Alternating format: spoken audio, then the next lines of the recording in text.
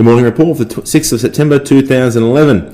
The dirty little secrets that caused the GFC to happen are now starting to flow through. We saw the European economy hit hard last night with the US federal housing regulator looking to sue some of the European banking sector over concerns that they basically gave bad or subprime debt across to Fannie Mae and Freddie Mac. Now that was done over a 4-year period, and that hit the market hard, which saw the European market down as much as 4% during intraday trading. It ended up closed down 3.5%. Japan was down 2%. The US was on a Labor Day holiday yesterday. That saved it from dropping down yesterday, but it probably will drop tonight. And our market was down 2.2% yesterday on expectation that this was happening. Now we're back around the 4,142. Now, if you remember last month, we bottomed at 3,775. I think we'll see a retest of those lows in this month, and I will be buying with gusto to pick up some good quality Australian companies and look for the long-term buy and the long-term growth and the income.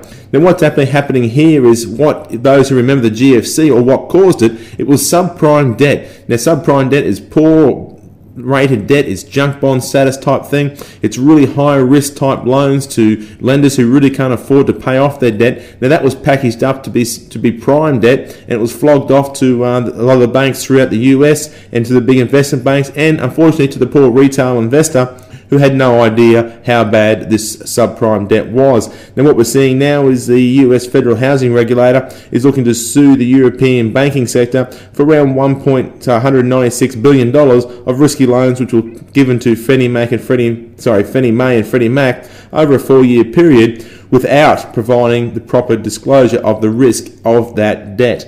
Now this is what caused the GFC, and this is still playing out through the European markets obviously, and that'll probably keep pushing pressure on the markets to go lower. Back here home in Australia, Australian companies are solid, Australian banks are solid, they're just good buying, they're collateral damage in this world crisis at present, and certainly for me, a great buying opportunity for a long-term value investor. If you have any questions or queries, please go to our website at growyourwealth.com.au.